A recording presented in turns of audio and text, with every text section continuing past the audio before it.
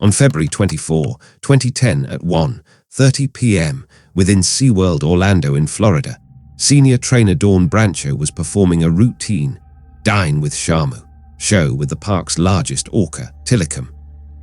What should have been another crowd-pleasing interaction suddenly turned deadly.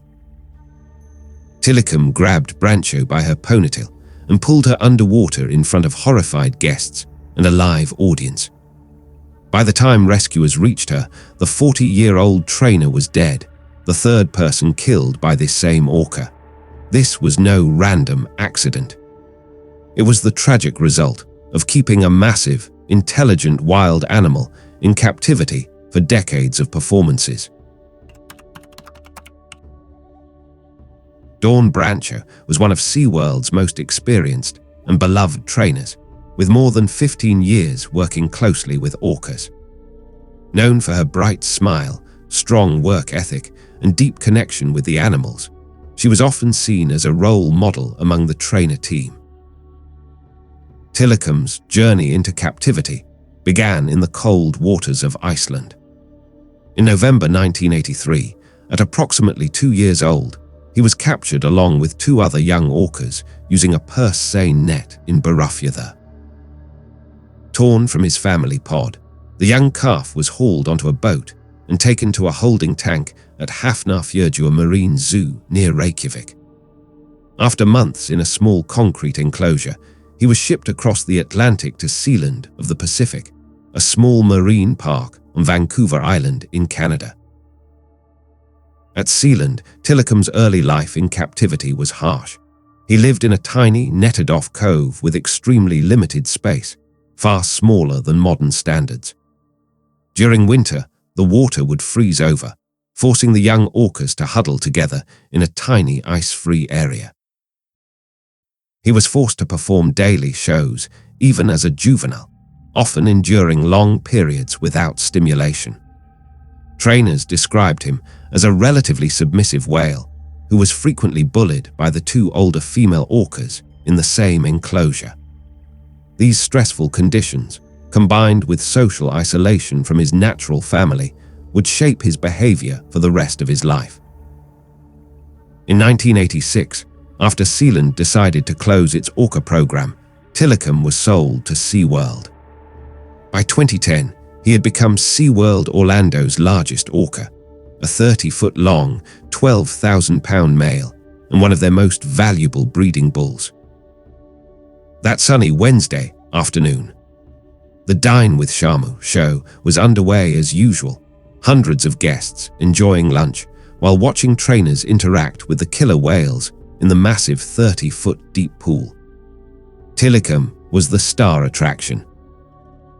Dawn had just finished a routine and was lying on the slide-out platform at the edge of the pool, gently rubbing Tilikum's head as part of the closing interaction. The audience was clapping and taking photos. Children were laughing. Everything appeared perfectly normal until the moment Tilikum suddenly changed.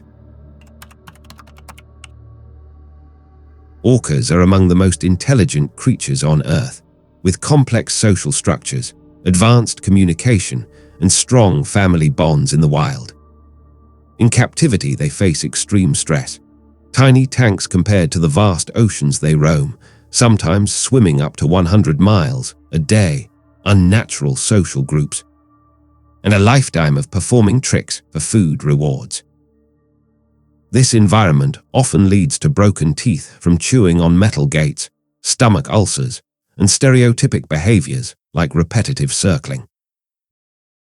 Male orcas like Tilikum, who can weigh as much as an African elephant, possess enormous power and can become frustrated or dominant when confined. SeaWorld had documented dozens of aggressive incidents over the years, including tail slaps, ramming trainers, and holding trainers underwater, yet the shows continued with trainers entering the water daily.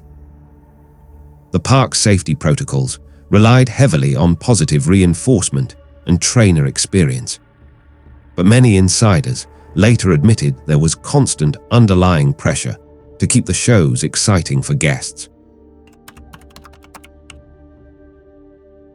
Tilikum had a dark history long before February 24, 2010. In 1991, at SeaWorld of the Pacific in Canada, he was involved in the death of trainer Kelty Byron. In 1999, at SeaWorld Orlando, he killed a man who had sneaked into his tank at night. Because of these incidents, special restrictions had been placed on Tilikum. No trainers were allowed in the water with him during regular shows. Yet on that day, the rules were bent for the Dine with Shamu interaction. Trainers had reported Tilikum's increasingly erratic behavior, including stress-related aggression and reluctance to perform. He had been used extensively as a breeding bull, siring many calves, which added to his physical and mental strain.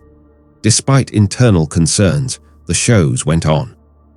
SeaWorld publicly claimed the orcas were happy and well cared for. All the warning signs were there, but they were ignored. As Dawn lay on the platform gently touching Tilikum's head, the orca suddenly grabbed her long ponytail. In one powerful motion, he pulled her into the 30-foot deep pool. Witnesses heard her yelp, "Ouch," before she disappeared underwater. Tilikum thrashed violently, dragging her around the tank, refusing to release her. For more than 20 minutes, Tilikum kept her submerged, shaking her body violently, repeatedly diving to the bottom and resurfacing. He changed his grip multiple times, holding her by the hair, arm, and torso. Other trainers immediately sprang into action, throwing fish to distract him, using underwater signals, and attempting to separate him with barriers and high-pressure hoses. They shouted instructions and tried desperately to lure Tilikum into the medical pool. Emergency responders and additional staff arrived quickly. The audience was evacuated amid panic and tears. Divers and trainers worked frantically. But Tilikum remained agitated and protective of his prize. It took nearly 45 minutes from the start of the attack before staff could safely guide Tilikum into a separate pool and lift Dawn's body from the water using a large platform. She had suffered severe blunt force trauma, broken bones, a fractured jaw, dislocated joints, and had drowned. The entire incident unfolded in front of families who had come for an afternoon entertainment show. The OSHA investigation and later documentary Blackfish left no doubt. The death was preventable. OSHA cited SeaWorld for 3 serious safety violations and imposed a large fine, criticizing the park for failing to protect trainers from known dangerous animals. The company initially fought the findings, but eventually made major concessions. Blackfish 2013 brought the case to global attention, revealing years of hidden incidents and the psychological toll of captivity on orcas.